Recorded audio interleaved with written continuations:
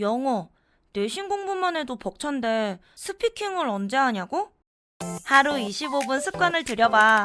어느새 영어 점수도 쑥 올라있을걸? 영어는 공부가 아니라 습관이니까. 말하고 싶은 청소년이라면 퍼펙트 25 전화영어 틴즈 클래스. 공장장이 제일 궁금해하는 부분일 겁니다. 일단 보안 수사권이 있는데 검사는 송치만 받으면 수사를 할 수가 있습니다. 별건 수사를 하고 싶을 경우에는 어떻게 하냐? 입건 요청권이 있습니다. 그리고 말씀하신 것처럼 고발 사주, 고소 사주 할 수 있습니다. 그거는 제가 항상 다 하는 일이거든요. 맞습니다. 저 PPT 한 번만 보면 안 되겠습니까? 30초 만에 끝낼게요. 다른 범죄 사실에 대한 수사의 필요성이 있는 경우 입건 요청이 가능한데 여러 가지 요구권이 있고 직무배제 요구권도 있기 때문에 사실상 입건을 할 수밖에 없는 상황이 되죠. 경찰이 그렇게 불법이 동조한다는 뜻입니까? 제 얘기 좀 들어보세요. 공소청에서 야 이거 송치하면 어떻겠어? 라고 중수청에다가 의견 제시를 하죠. 만약에 불송치할 경우에는 이의 신청을 활용하는 겁니다. 고소인이나 피해자로 하여금 이의 신청을 하도록 하면 바로 송치가 되죠. 송치만 되면 수사가 가능한 겁니다. 그렇죠. 그리고 부족함이 있으면 해야죠. 그렇죠. 근데 부족함이 있으면 보안 수사하는 게 근데 언제든 잠깐 좋습니다. 한 말씀만 물어볼게요. 저 말 안 끝났어요. 별건 되나요? 지금 별건 할 수 있게 돼 있잖아요. 어떻게 되나요? 입건 요청권이 입건 요청하면 의무인가요? 안 따라도 되는 거 아닌가요? 다른 사실상 따르게 되어 왜 있다라고. 사실상 따릅니까? 그러면 제가- 경찰은 불법에 동조한다는 뜻인가요? 불법이 아니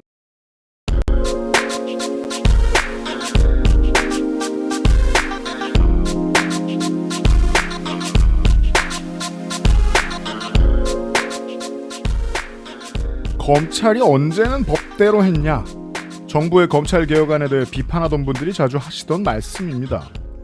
그 말이 맞다면 법안이 통과된 뒤에도 검사들은 법망을 피해갈 국리를 얼마든지 할 수 있고 또 할 겁니다. 가졌던 권력이 저렇게 큰데 저항이 없을 리가 없죠. 앞으로의 걱정거리들을 들어보기 위해서 여당 정치인을 찾아다녔는데 멀리 안 가고 우리 사무실 동네 지역위원장을 모시기로 했습니다. 서울 마포갑의 민주당 지역위원장 이지은 대변인입니다. 어서 오십시오. 안녕하세요. 반갑습니다. 네. 최근에 직함 부자가 되셨더라고요. 맞습니다. 지금도 빠르게 2개를 불렀는데 네네. 성평등 가족부인가요? 네. 어떤 일을 맡게 되셨습니까? 거기서 청소년 보호위원장을 맡고 있는데요. 네. 청소년 보호위원장은 성평등 가족부 산하에 있는 위원회의 위원장인데 네. 청소년들을 유해 환경으로부터 보호하는 역할을 하고 있습니다. 그래서 예를 들어서 무슨 뭐 룸카페라든지 아니면 뭐 이렇게 그런 곳이 청소년이 유해한 환경이다라고 하면 이러이러한 환경에서만 룸카페를 사용할 수 있게 한다라든지 아니면 그 유해 매체물 뭐 음악 같은 거 네네. 중에서 이제 뭐 욕설이 많이 들어있다라든지 이런 것들을 심의하고 의결하고 해가지고 유해 매체물로 결정하고 뭐 이런 역할을 하고 있습니다. 성평등 가족부가 네. 조직이 작아서 그렇지 네네. 실제로 하는 일은 거의 다 모든 부처를 아우르는 컨트롤 타워잖아요. 그렇더라고요. 생각보다 많이 이렇게 연결이 되어 있습니다. 그래서 경찰도 시시콜콜하게 막 잔소리해야 되고 그런 일도 맞아요, 성평등 가족부가 맞아요. 여가부가 늘 하던 일인데 맞습니다. 네. 그렇다면 이제 경찰이실 때 이제 청소년 관련된 과에 계셨던 경험이 있기 때문에 참고된 걸까요? 그런 적 있습니까? 저는 여성 청소년과에 있지는 않았습니다만은 현장에서 그 지구대장 오래 하셨으니까. 맞습니다. 예, 지구대에 있으면서 실제로 현장에서 어떠한 곳들이 뭐 업소나 이런 곳들이 그 청소년에게 유해한 영향을 미치는지 뭐 이런 것들을 많이 봐왔고 그래서 그런 것들을 뭐 보고서도 많이 쓰고 했었거든요. 마포 지구대에 계셨. 마포 경찰서 산하의 홍익 지구대에 있었습니다. 지구대. 그러면은 저 홍대 근처에서 맞습니다. 예. 청소년들이 해선 안 되는 일들을 많이 다루셔야 하는 자리였던 거예요. 맞습니다. 네. 아. 그래서 뭐 예를 들어서 제가 아까 룸카페 얘기를 했었는데 룸카페가 처음 딱 들어왔을 때 여기가 일반 음식점으로 되어 있었어요. 네. 일반 음식점이면 누구든지 가서 그냥 뭐 할 수 있고 술도 네. 먹고 올 수 그렇죠. 있고 지금 이제 그냥 음식점에 가면 룸들이 있지 않습니까? 맞아요. 네, 그런 식으로 돼 있었어요. 그런데 그 룸카페에 가면 그 안에 뭐가 있냐면 매트리스가 있습니다. 그러니까 청소년들이 들어가서 이제 거기서 뭐든지 막 하는 거죠. 문이 닫혀져 있으니까. 아이고. 네. 그런데 이제 보통 숙박업소 같은 경우에는 미성년자 혼숙이 금지되어 있기 때문에 들어갈 때 미성년자인지를 확인을 해서 일행을 확인합니다. 그렇죠. 미성년자는 못 들어가게 합니다. 근데 여기는 그냥 식당처럼 일반 음식점으로 등록이 되어 있기 때문에 네. 청소년이 들어가도 그냥 들어가요. 근데 그 안에서 뭘 하는지는 아무도 모르는 거죠. 그래서 여기가 이제 탈선 장소라든지 유해 업소로 제가 2017년도에 건의를 했었는데 정책 보고를 건의를 했었는데 이게 작년에 이제 이러이러한 경우에는 유해 업소로 이제 지정 고시가 되어 문제였더라고요. 횟수로 9년인데요. 네, 그러니까 그 정도로 그럼 지난 9년 동안 룸카페는 매트리스를 깔아놓고 이제 그런 것들이 좀 많이 있었어요. 필라테스를 했을 것이다. 필라테스. 아하. 그렇죠, 그렇죠. 아, 그러네요. 경찰 전문가가 여성가족부에 필요하다는 생각을 정말 많이 했었는데. 네, 네. 네. 물론 2년만 하시고 다른 직함이 생기시는 게 훨씬 낫겠지만. 아, 그렇죠. 알겠습니다. 네, 네, 감사합니다. 정치를 시작하신 지 2년이 좀 넘었어요, 이제. 오래되시진 않았어요. 네, 맞습니다. 지금까지 해보시니까 계속 공무원 하시다가. 네. 직업으로서의 정치는 어떻습니까? 경찰과 어떻게 다르고? 좋은 점이나 나쁜 점. 일단 그 모든 것에 대한 나의 견해가 있어야 된다라는 생각을 하는데요. 최근에 좀 더 가슴 깊이 깨달은 분들이 많죠. 아, 그런가요? 그건 좀 이따 얘기해요. 아, 네네네. 네. 아니, 이제 경찰을 할 때는 경찰과 관련된 업무만 내가 잘하면 됐었고, 네. 그것도 이제 경찰 업무 하다 보면 이것저것 법률과 관련된 걸 물어보러 오시는 분들이 많으세요. 그러면, 이건 민사입니다. 딱 잘라내고, 이건 경찰에서 할 수 없으니까 구청에 가세요. 시청에 가세요. 보통 공무원들이 그렇게 많이 하지 물론입니다. 않습니까? 예, 이제 그렇게 경찰 업무만 잘하면 됐었다면, 이거는 정말 처음부터 끝까지, 그러니까 뭐 시민들이 고민하는 것들은 다 똑같이 고민을 해야 되고, 거기에 대해서 나의 견해를 가지고 있어야 되고, 이거는 뭐 구청에서 어쨌든 내가 뭐 구청에서 하는 일이든 시청에서 하는 일이든 아니면 법을 바꿔야 되는 국회의원의 업무든 간에 어디서 어떻게 바꿔야 되는지, 그리고 그걸 내가 어떻게 도와줄 수 있는지를 끊임없이 고민하고 생각하고 나의 견해를 가져야 하는 것이 이 정치라는 거구나라는 것을 깨달았고요. 그러다 보니까 좋은 점은 스스로 성장을 굉장히 많이 한 것 같아요. 그래서 보는 것도 많아야 되고, 또 이제 정보도 많이 습득을 해야 되고, 이것저것 뭐 경제부터 외교 안보까지 다 이제 공부를 해야 되는 거고, 그러다 보니까 스스로 성장 발전을 많이 했다라는 좋은 점이 있는 반면에, 안 좋은 점은 이게 이제 정치가 매우 양극화되어 있어서 그렇겠지만, 어디를 가더라도 내가 잘못한 게 없지만 한 30% 정도는 저를 그냥 싫어하신다. 그래서 그렇죠. 그전에는 경찰을 할 때는 어머, 젊은 여성이 경찰이야. 그렇죠. 변호사 자격증도 있네. 아유, 잘했네라면 네. 그냥 딱 갔을 때 뭐 누구세요? 저 민주당 이러면 민주당? 처음부터 그냥 이렇게 딱 표정이 바뀌시는 분들이 계시고, 마포 갑이 그 비율이 좀 높죠. 원주민들이 많으시고 아파트를 깔고 앉으신 분들이 많으시고 하다 보니까. 그래서 제가 이제 그 비율을 낮추기 위해서 열심히 노력을 하고 있습니다. 네. 요즘이 이 선거 경선 때가 특히 더 센시티브하단 말이에요. 맞습니다. 100가지 말을 했는데 그 100가지 말에 의해서 다 상처 입으신 시민들이 무조건 나오고. 네, 네. 그동안 지지했는데 철회해야 되겠다. 음. 그러면 이제 경찰하고 다르시다는 그 점이 인상적이네요. 열심히만 살면 되는데 거의 모든 직업은. 네, 이건 열심히 산다고 되는 일이 아니에요. 맞습니다. 그런 것 같아요. 게다가 또 그런 문제도 있어요. 거의 대부분 성공적인 커리어를 가진 분들이 정치인이 됩니다. 네. 적어도 거대 양당에서는. 근데 시민들 기억에 오래 남는 사람은 극히 드뭅니다. 당선되는 사람 300명에 줄 서 있는 사람 수천 명 되는데 네. 몇 명이나 기억하겠어요. 당선돼도 모르잖아요. 사람들이. 네, 네, 맞아요. 거기에 비하면 대변인님은 이미 인지도가 좀 높으신 평원인데 지지도가 적어도 네. 제가 해석할 때는 지난 한 달 동안 검찰개혁안 논란을 지나오면서 물론 진폭은 큽니다. 요즘같이 시끄러운 때는. 네, 네. 저는 높아졌다고 보거든요. 아니라고 하시는 분들도 많아졌겠지만. 네, 네. 왜냐하면 젊은 정치인들 중에서는 공소청, 중수청법, 법무부안에 대해서 이 논란을 정확하게 정면에서 맞서 싸운 사람이 민주당 안에 없습니다. 저는 이지은 대변인밖에 못 봤던 것 같아요. 이 시기를 지나오면서 주변 분들 반응이 어떻게 바뀌었습니까? 저는 사실은 주변 분들 반응요. 검찰 개혁에 있어서 네가 전문가구나라는 걸 좀 인정을 받은 것 같아요. 사실은 이제 제가 2005년부터 검찰 개혁과 관련한 업무를 경찰청에서 해왔었습니다. 참여정부입니다. 2005년. 2005년.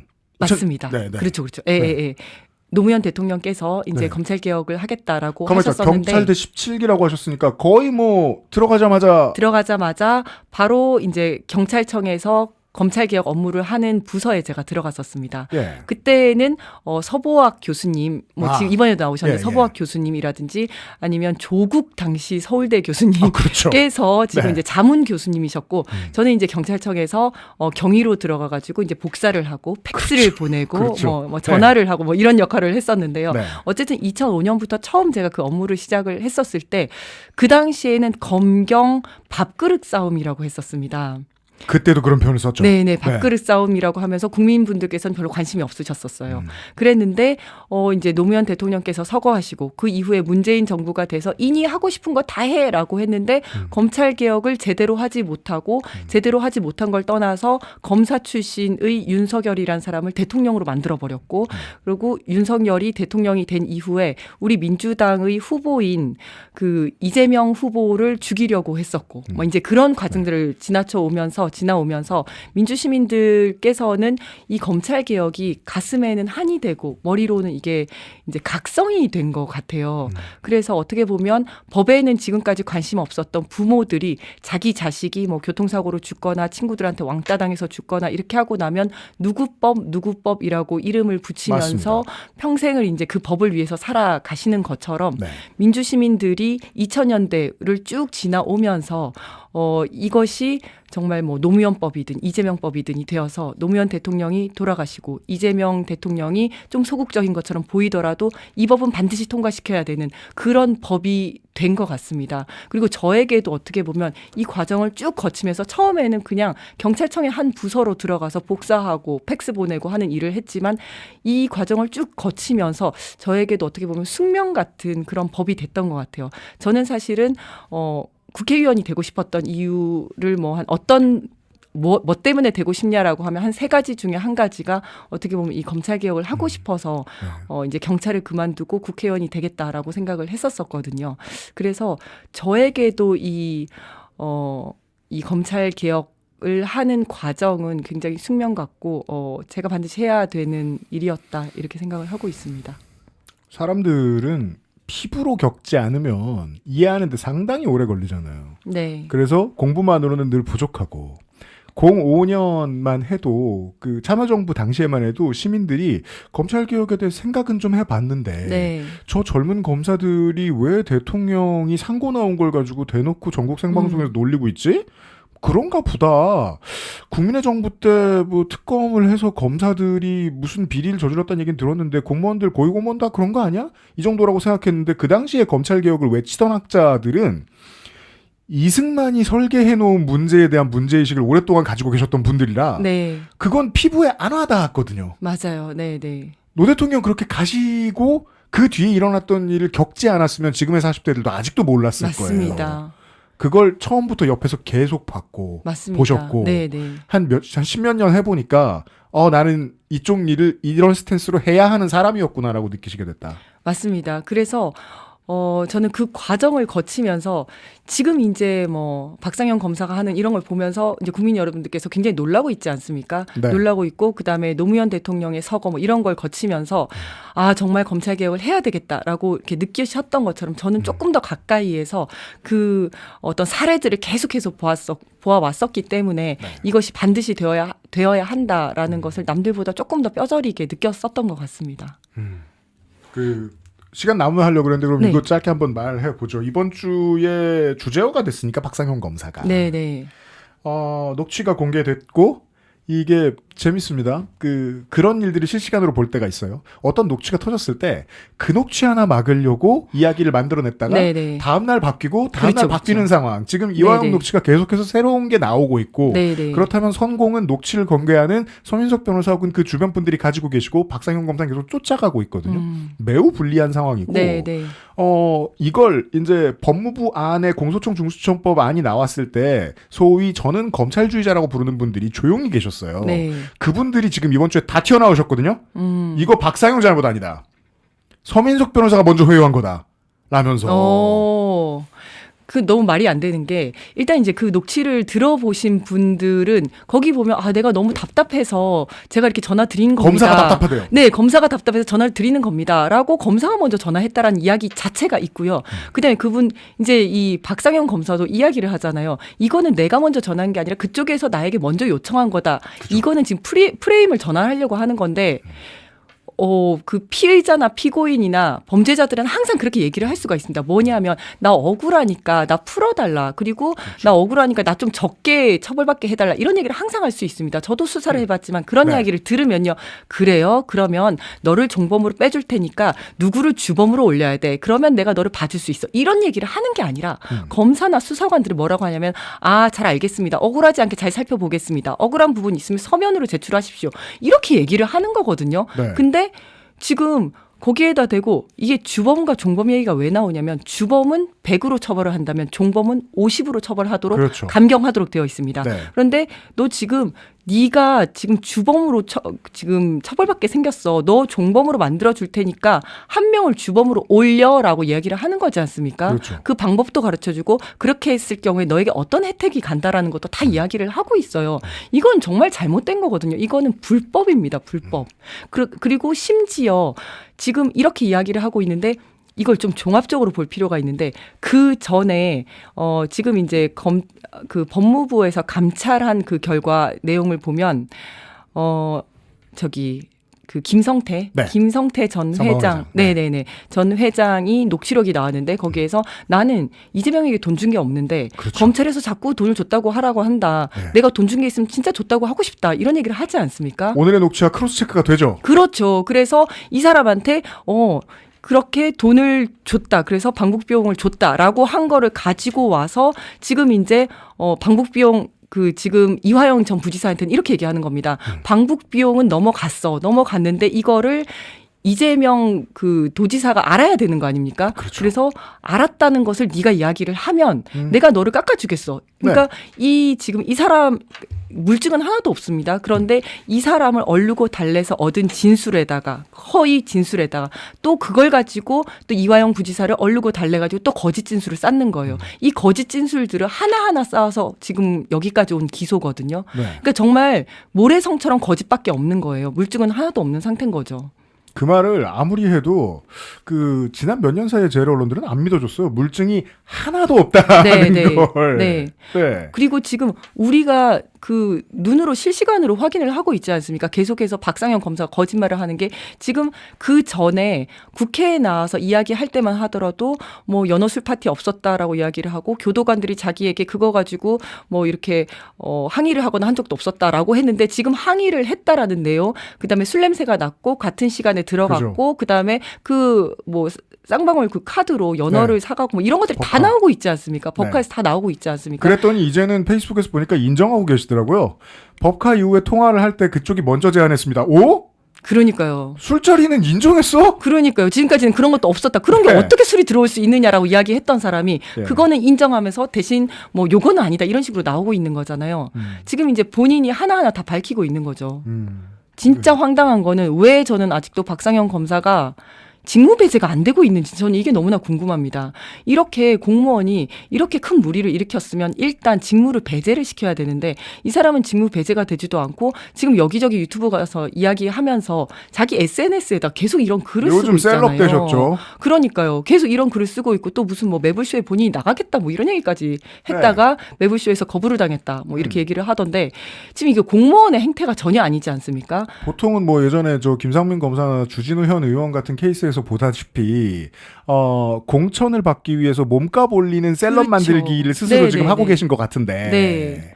저는 그래서 이거는 지금 검찰총장이 없지만 검찰총장 직무대행이 있습니다. 직무대행이 당연히 따끔하게 뭐라고 해야 되는 거고 너는 지금 국정조사의 증인으로 채택된 사람이야. 그럼 거기 가서 밝히고 싶은 게 있으면 밝히면 되는 거지. 여기저기 왜 유튜브에 나오고 네 SNS를 통해서 이런 걸 하냐라고 따끔하게 뭐라고 해야 되는 건데 안 하고 있습니다. 만약에 안 하면 법무부 장관이라도 해야 되는 건데 지금 검찰의 기강이 완전 무너지고 있다라는 생각이 들어요. 제가 아까 이제 오시기 전에 했던 말씀이 그건데 직무 배제 같은 이것도 징계죠. 네. 징계를 내리기 위해서는 조직에서는 감찰을 선행해야 되고 감찰을 하려면 거기에 장이 의심스러운 문제가 있어서 감찰 부서에게 감찰을 하라고 시켜야 하는데 법무부는 최근에 감찰관을 충원하지 않았고 감찰관을 충원할 생각이 있어 보이지도 않았다고 지금 어제 법사위에서 얘기를 한 거예요. 그렇다면 이건 법무부한테까지 시선이 가는 거 아니에요? 그렇죠. 이 사람은 왜 아직까지 멀쩡하게 검사입니까? 맞습니다. 감찰을 안 하시려고 한 거 아닌가요? 징계시효는 3년인데 곧 지나가는데 네. 그럼 한 달 반밖에 안 남았어요. 감찰 안 하려고 한 거 아니냐.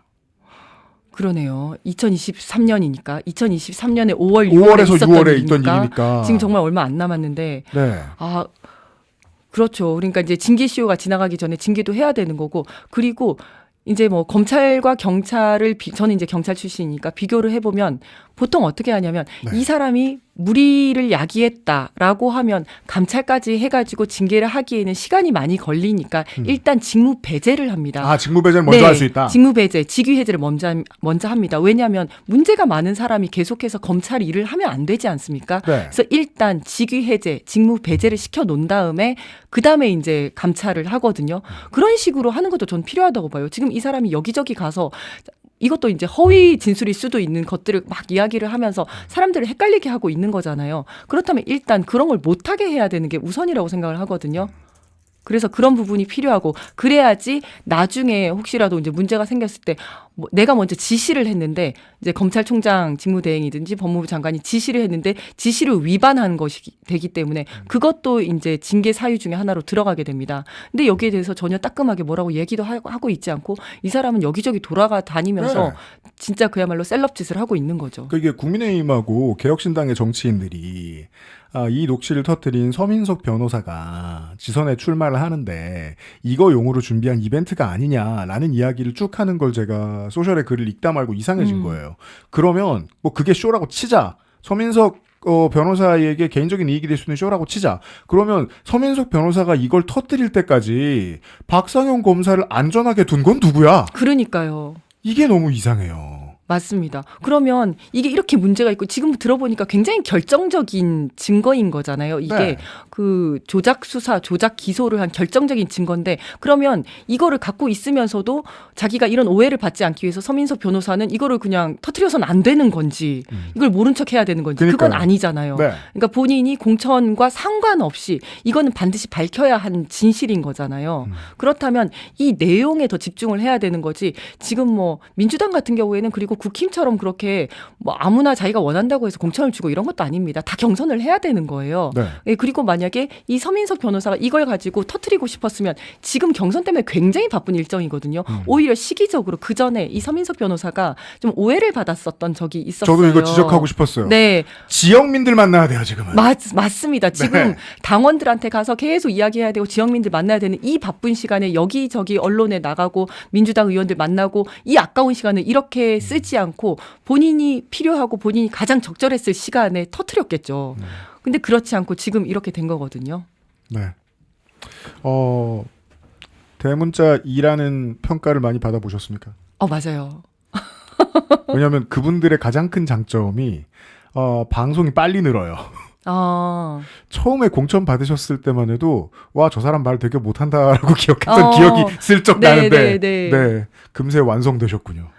벌써 시간을 빨리 채웠다는 말씀이고 원래 제가 이제 이준 위원장을 대변인님을 모시고자 했던 거는 벌써 보름 전에 있던 일에 대한 얘기를 하기 위해서입니다. 3월 중순에 법무부의 조상호 정책보좌관하고 두 번의 배틀을 붙으셨는데 네, 네. 매불쇼와 겸공해서 이게 바이럴이 됐는데 문제는 서로 화가 난 시민들이 싸운 것만 기억하고 네. 그때 논의가 됐던 본질이 무엇인지는 싸움이 끝나서 잊어버린 거예요. 맞아요.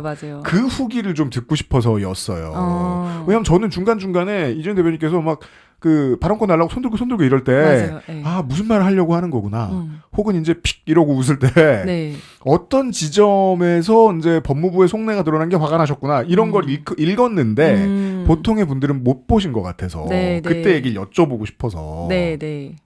본질적인 질문은 이거죠. 조상호 당시 나오셨던 보좌관이나 법무부의 그때의 진심이 뭐라고 읽으셨느냐. 보통 계속해서 같은 말을 해서 제가 되게 이상하거든요. 검찰이 하던 걸 경찰이 하면 경찰이 나빠지니까 안 돼. 라는 네. 주제의식을 계속 말씀하시잖아요. 네. 이게 논리가 순하네요. 네. 우리가 악당이었는데 이제 경찰이 악당이 될 거야. 라고 빙빙 돌잖아요. 네. 맞아요. 그래서 뭐냐면 지금 이제 검찰 개혁을 하는 이유가 검찰이 수사권과 기소권을 전부 다 가지고 막강한 권한을 가지고 있었기 때문에 조작 수사, 조작 기소가 다 가능했던 거잖아요. 그래서 이 중에 아주 일부를 떼가지고 지금까지는 떼가지고 경찰의 주자도 아니었어요. 검찰의 10개 중에 2개를 떼고 경찰 중에서 4개를 떼가지고 중수청을 만들어서 중수청에 주자는 거였었거든요. 그렇죠. 네. 그랬는데 어쨌든 떼자라고 했더니 검찰에서는 야 그러면 우리가 권한이 없어지니까 그러면 경찰이든 수사기관이 권한이 많아질 거 아니야. 그러면 우리에게 그걸 견제할 수 있는 권한을 더 줘라고 하는 거예요. 그래가지고 이 검찰개혁 이야기를 하면 항상 하는 얘기가 뭐냐면 하자마자 바로 그러면 경찰이 비대해질 거야. 그러면 우리가 경찰을 징계권도 있어야 되고 그다음 잘못한 경찰관들을 직무에서 배제하는 권리도 있어야 되고 우리가 경찰이 하는 것들을 다 들여다볼 수도 있어야 되고 이러면서 자기 권한을 더 달라고 얘기를 하는 겁니다. 그래서 너무 황당한 게 아니 지금 검찰 권한이 많으니까 그걸 떼자는 얘기를 하고 있는데 왜 당신 계속해서 경찰을 더 견제해야 된다 그 얘기를 하고 있냐. 그러니까 언니가 너무 많이 먹으니까 동생 거 너무 많이 뺏어 먹으니까 안 돼라고 동생 갖다 주려고 그랬는데 네. 동생이 살쪄서 안 돼라면서 자기가 다시 먹는 거예요. 자기가 다시 먹는 거예요. 네. 네.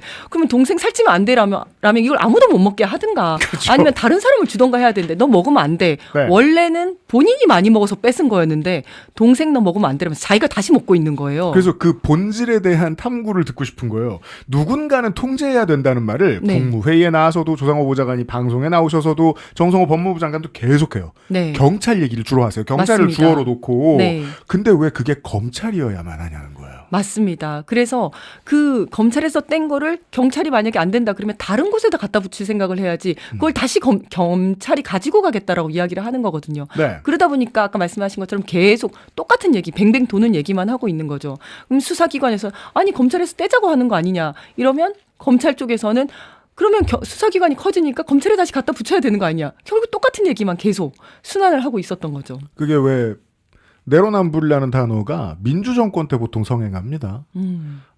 저는 그걸 이제 발화자를 보수 야당으로 놓고 하는 말이라고 보통 이해합니다. 우리는 권력을 보통 이런 식으로 쓰는데 너희들도 권력을 주면 이런 식으로 쓸 거야. 라는 생각에서 온 저는 그게 검찰 발화의 패턴이라고 보거든요. 우리는 권력을 이렇게 썼으니까 경찰한테 줘도 경찰도 못되게 굴 거야. 네, 네. 라는 자기 고백이 아닐까. 네. 왜냐하면 결국은 권력 그 자체를 원하는 것이라면. 네. 근데 그 생각을 하고 보니까 지금의 논의가 좀 이해가 되는 게 제가 석 달 전부터 하던 말이거든요. 검찰개혁은 검찰개혁이고 네. 경찰개혁은 경찰개혁이다. 맞습니다. 그건 완전히 다르게 생각해라. 네, 네. 그러자면 지금 빠진 얘기 중에 하나가 요걸 여쭤보고 싶었어요. 지난 정권이 경찰위원회라는 걸 만들었습니다. 경찰위원회는 원래 있었죠. 네. 네. 그러니까 이제 확대했습니다. 네, 네. 그리고 이번 국민주권정부도 정상화시키고 내실화시키겠다라고 네, 네, 네. 공약을 했습니다. 네. 하는 일들을 바라보니까 경찰을 견제할 수 있는 것이 생각보다 많습니다. 네, 네. 수사도 잘못하면 바로잡으라고 할 수 있고 네, 네. 뭐 어디까지 강제력이 있는지 모르겠습니다만 네. 그럼 경찰위원회를 내실화시켜서 경찰을 견제하면 되는 거 아니냐 네. 라는 말을 아무도 안 하는 거예요. 너무 정확해요. 그러니까 뭐냐면 너무 정확한 게 경찰 내에서 항상 그런 얘기를 해왔었습니다. 뭐냐면 경찰위원회라는 게 있기는 한데 이게 유명무실하다. 왜냐하면 행정부 장관 내에 산하위원회인데 심의의결기관이어가지고 구속력이 없는 겁니다. 강제력이 없는 겁니다. 그래서 보고도 받고 심의도 하고 의결도 하는데 이렇게 해라라고 해도 경찰청장이 마음대로 하면 그만이었어요. 그래서 요거를 좀 내실화시켜야 된다. 네. 그리고 이것도 행안부 장관 밑에 둘 게 아니라 오히려 더 격상을 시켜가지고 더 많은 권한을 주고 의결기관, 그러니까 여기서 결정을 하면 강제력을 가질 수 있도록 해야 된다. 이런 얘기를 하는데 지금 이제 이 검찰 개혁과 관련해서는 왜냐하면 이제 그쪽으로 가는 걸 원하지를 않는 거예요. 검찰들은. 왜냐하면 권력이 거기로 갈까 봐. 그렇지. 그쪽으로 가버리면 안 되거든요. 자기한테 다시 와야 되는 거거든요. 그래서 계속해서 이제 그 이야기를 하는 거였죠. 그렇다면 다른 기구는 쳐다보지 마 스탠스였던 거예요. 맞아요. 그동안. 맞습니다. 예, 예. 그 제가 그 생각이 드니까 이게 조금 이해가 되더라고요. 결국 권력 싸움이라면 네. 사람들이 경찰위원회 같은 먼지 날리는 빈 공간을 말하지 않는 이유는 거기에 지금 권력이 없고 맞습니다. 네, 그런 이유가 아니었을까. 그래서 검찰개혁은 검찰개혁이고 경찰개혁은 경찰개혁이다라는 말씀이 정확한 건데 검찰로부터 일단 권력을 분산을 시켜갖고 떼내야 되는 게 첫 번째고 그렇다면 그 떼낸 권력이 누구한테는 가지 않겠습니까? 만약에 그중에 일부가 경찰에 왔다 이러면 아까 말씀하신 것처럼 그 경찰위원회 국가경찰위원회가 있습니다. 네. 국가경찰위원회를 실질화시켜 이거는 이제 시민들이거든요. 네. 위원회를 실질화시키고 경찰을 쪼개서 그 지방자치 경찰을 이제 실질화시키는 방향으로 이렇게 가야 됩니다. 그래서 지금 이제 자치경찰이 있긴 합니다만은 이것도 약간 유명무실하거든요. 자치경찰은 이제 시도의 경찰청을 따로 만드는 건데 이걸 더 실질화시켜서 경찰청장을 정점으로 해서 밑으로 쫙 내려가지 못하도록 그 밑에 다 이제 권력을 좀 쪼개는 거죠. 네. 그런 방식으로 권한의 집중을 막고 권력을 쪼개서 견제와 균형과 감시가 가능하도록 만드는 방식으로 해야지 이걸 갖다가 경찰을 개혁해야 돼. 경찰권이 크니까 이걸 다시 검찰에다 붙여야 돼. 이거는 검찰 개혁도 안 되고 경찰 개혁도 안 된다. 많은 재래 언론인들이 이 논의에 있어서 세상에 존재하는 당사자가 검찰이랑 경찰만 있는 둘밖에 없는 것처럼 것처럼. 자꾸 말하는 게 너무 화가 나는 거예요. 맞습니다. 네, 그러니까 네. 지금 말씀해주신 패턴은 권력은 쪼개면 온순해진다는 원칙을 지키는데 네, 네. 시민들한테 돌려주고 시민들이 경찰을 견제할 수 있게 해주는 네, 네. 그걸 어떤 정치인들과 재래 언론인들은 안 완하나 봐요. 그렇죠. 그래서 이제 그 논의가 계속 그 안에서만 머물고 있었어요. 아니다. 그거를 경찰에 가지고 오더라도 견제할 수 있는 수단은 충분하다라고 얘기를 하면 그쪽에서는 그게 뭐 제대로 되겠어라고 하면서 다시 검찰이 가지고 가야 된다. 계속 이야기를 하는 거죠. 그래서 거기서 더 커지지를 못했습니다. 제가 이 법무부 안이 여당의 무게가 실릴 것으로 예측했던 결정적인 순간들은 다 국무회의를 볼 때 나왔거든요. 네. 대통령이 검찰 개혁안에 대해서는 별말을 안 하는데 네, 네. 대신에 다른 부처들하고 이야기를 하면서 네. 특사경의 권한에 맞습니다. 대해서 이야기할 때는 네. 아주 적극적으로 말씀을 하세요. 네, 네, 맞습니다. 이거 저분들이 전문가 아니에요? 저분들이 오랫동안 수사해본 거 아니에요? 왜 여기서 지위를 더? 라는 말을 되게 맞습니다. 여러 번 했고 심지어 오늘 국무회의에도 비슷한 얘기가 있었어요. 네. 수사하고 조사할 수 있는 권한을 더 많이 나눠줘라. 네. 맞습니다. 예, 근데 그 특사경을 보면서 제가 그 생각이 들었거든요. 그리고 조선일보가 열심히 특사경에 대한 검사의 지휘권을 사수하려고 되게 애쓰는 기사들 많이 내보내고 있고. 네. 이 문제는 어떻게 보십니까? 그러니까 정말 검찰에서 언론 플레이를 정말 많이 하는데요. 예를 들어서 보안 수사권이 없애야 된다. 뭐 이런 얘기가 조금 나오면 이제 검찰에서부터 보안 수사권 성공 사례 이런 책을 냅니다. 그러면 저거 봤어요. 예, 네. 그 책을 그대로 이제 언론에서 그대로 받아서 씁니다. 이래서 표지도 이뻐요. 예, 그렇게 해가지고 경찰에서 그거 받아 쓰는 거예요? 받아 쓰는 거예요. 왜냐면 저는 조선만 하는 줄 알고 조선일보 기사를 본 다음에 네네. 한겨레를 피고 경향을 피면 똑같은 기사들이 나와요. 맞아요, 맞아요. 특사경이 이렇게 수사를 하고 검사가 몇십 년 묵은 범죄를 잡았다. 검찰에서 다 뿌리는 거죠. 예, 검찰에서 다 뿌려가지고 그렇구나. 우리가 이렇게 잘했다라고 하면 이제 막 그런 보도들이 막 쏟아지는 겁니다. 쏟아지고 그러다 보니까 대통령께서 특사경을 없애야 된다라고 분명히 얘기를 했는데도 불구하고 아까 그 조상호 보좌관은 나와서 뭐라고 얘기하냐면 특사경 이거는 지휘권을 네, 특사경에 대한 지휘권, 검찰의 지휘권을 네, 검찰의 지휘권을 없애야 된다라고 대통령이 말씀하셨는데도 그 보좌관 나와서 뭐라고 얘기하냐면 그건 대통령께서 지휘권 없애야 된다라고 한 게 아니라 개시를 할 때 승인을 안 받아도 된다라는 거였다라고 묘하게 틀어갖고 이야기를 합니다. 그때 그게 제가 처음 발견한 거짓말이었어요. 거짓말이었어요. 방송에서 저 나름 방송 오래 했거든요. 네네. 거짓말이라고 확실하게 말할 수 있습니다. 네. 네, 제가 대통령이 하는 말을 들었거든요. 네네, 맞습니다. 그래서 결국은 대통령께서도 X에 나중에 뭐라고 쓰셨냐면 내가 그러니까 검찰의 특사경 지휘권 내가 없애라고 했다라고 그래서 그게 이제 삭제가 되지 않았습니까? 네. 그거를 대통령께서 X에 직접 쓰셨어요. 음. 그럴 정도로 지금 이걸 약간 호도하는 세력들이 있었고 네. 그다음에 이제 검찰은 계속해서 언론 플레이를 통해서 이게 왜 필요한지를 계속 이야기를 했고요. 근데 실질은 어떻게 돌아가냐면요. 저도 경기도의 특사경을 잘 알고 있는데 네. 3년 동안 실제로 검사가 지휘를 단 한 번도 한 적이 없다고 합니다. 지휘를 실제로 단 한 번도 하지 않았어요. 예전에 경찰도 검사한테 지휘받던 시절이 있었거든요. 한 60년 정도 지휘를 받았고 네. 그 이제 지휘권은 없어졌는데 네. 그때도 지휘를 하지 않았어요. 본인이 필요한 사건만 지휘를 했습니다. 어떤 사건만 필요하냐면 정치적인 사건들, 전화 받는 사건들. 이게 지휘를 해서 사건을 바꿀 필요가 있는 사건들만 지휘를 했어요. 대북 송금 사건이요. 그런 것들만 지휘를 하고 이제 그때는 지휘가 없으니까 보안 수사를 하고 이런 식으로 왜곡을 시켰던 있었던 거거든요. 그래서 대부분의 사건은 지휘를 하지 않아요. 그래서 그 특사경도 저한테 연락을 해가지고 웃긴 소리 하지 말라고 해라. 나 3년 동안 지휘 한 번도 안 받아봤다. 지휘 한 번도 한 적이 없다. 이런 얘기를 합니다. 그렇다면 제가 이제 지식이 부족한 관계로 정확하게 어떤 것을 다 이제 수사 지휘의 범주 안에 넣을 수 있는지는 모르겠지만 노동부의 감독관이 열심히 수사해온 것을 완전히 뒤집어 버려서 지금 특검의 대상이 된 걸 하나 알고 있죠. 쿠팡 특검이요.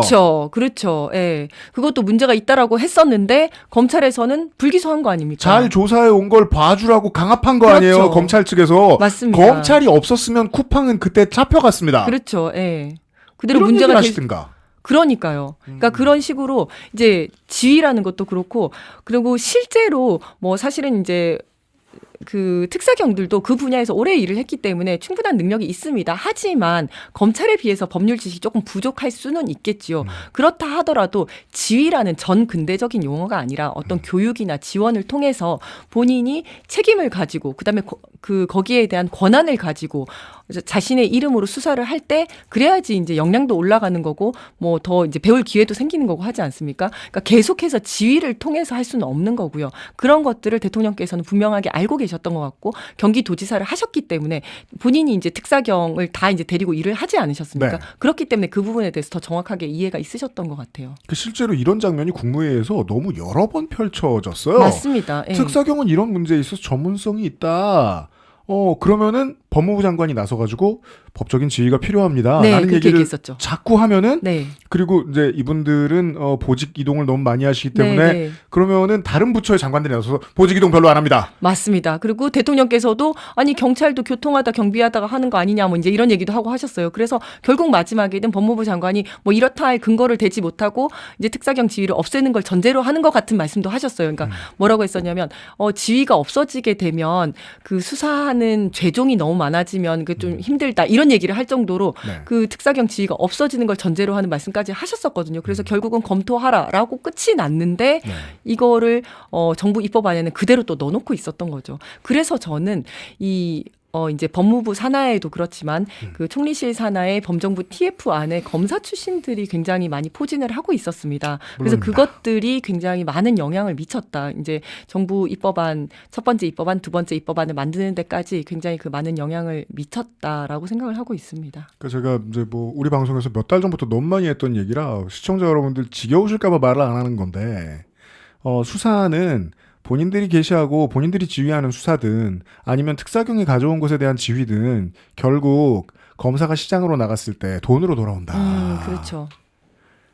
이 문제부터 시작하고 번역을 해야 된다. 지금의 논쟁은 누가 더 정의로우냐, 맞습니다. 누가 더 부패할 가능성이 있느냐가 네, 네. 아니라. 네.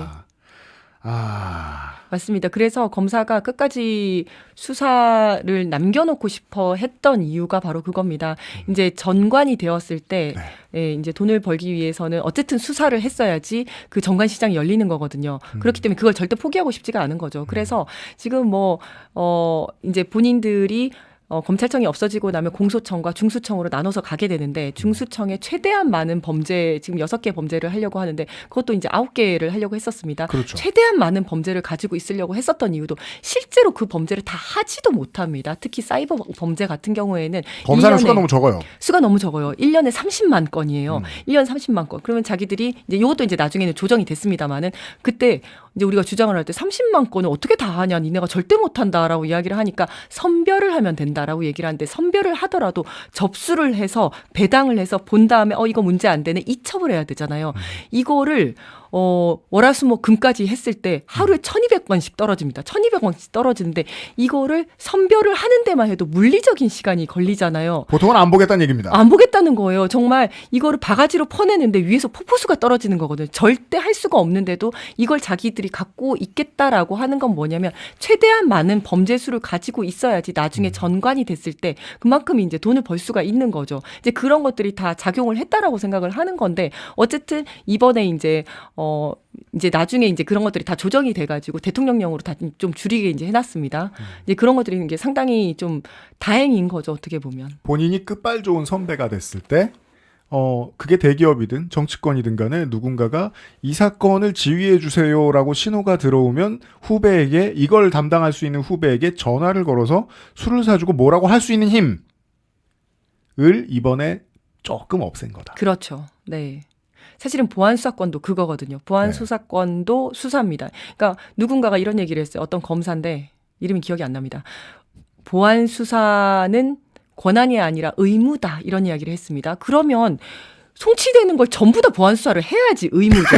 근데 못해요. 다 보지도 못합니다. 경찰이 지금 뭐 얼마나 사람이 많고 자기들이 2,000명밖에 안 되지 않습니다. 그걸 다 보지도 못하고 다 선별적으로 하고 있는데 하고 싶은 거 하고 하기 싫은 거 안 하는 거는 권한이지 의무가 아니거든요. 근데 뭐 어떤 것만 하는가? 전화 오는 사건만 본다 이겁니다. 오늘 이건 진짜 충격이네요. 특사경이 검사 본 적 없다는 거. 검사 지휘 단 한 번도 한 적이 없다. 그리고 지금 이제 검찰에서 주장하는 것도 이거거든요. 지금 보안 수사권을 남겨야 된다라고 주장하는 분들이 어떤 얘기를 하냐면 그 뭐 살인범의 피해자들, 살인범들 자기가 얼굴 한 번 안 보고 기소 불기소를 결정해야 되겠느냐라고 얘기를 하는데 그 억울한 분들이 검사 얼굴 보고 싶을 때 얼굴이라도 한번 봐야 되지 않느냐라고 이야기를 하는데 진짜 억울한 사람들이요 검사 얼굴 볼 수 있는 줄 아십니까? 한 번도 못 봅니다. 그동안도 안 봤잖아. 안 봤습니다. 라고 말해. 네. 전화하면 통화도 못 합니다. 네. 그러면 누굴 볼 수 있느냐? 본인이 보고 싶은 사람만 골라서 보는 겁니다. 그럴 것이다. 본인이 보고 싶은 사건만 골라서 보는 겁니다. 어떤 사건을 골라서 하느냐? 정치적인 사건들, 네. 자기들이 돈 될 사건들, 위에서 전화 오는 사건들, 이런 사건들만 보는 거고 지금까지 계속 그렇게 해왔다는 겁니다. 네. 앞으로 형사소송법 개정이 기다리고 있어요. 네네. 그때 정치적으로 심리적으로 이렇게 갈려있는 포메이션 그대로 2차전을 할 가능성이 높습니다. 맞습니다. 우리 네. 사회는. 네네. 네. 그때 간혹 나와가지고 말을 좀 거들어 주셨으면 좋겠는데. 알겠습니다. 바쁘시다는 핑계를 대기엔 너무 가까워요. 우리 너무 가까워요. 네. 네. 저희는 퇴근하는 길에 이지은 지역위원장 얼굴을 10번 봐야 우리 집에 갈 플래카드. 수 있습니다. 네네. 네. 그러니 간혹 들려주시기를 바랍니다. 알겠습니다. 네. 민주당의 이지은 대변인이었습니다. 오늘 나와주셔서 감사합니다. 감사합니다.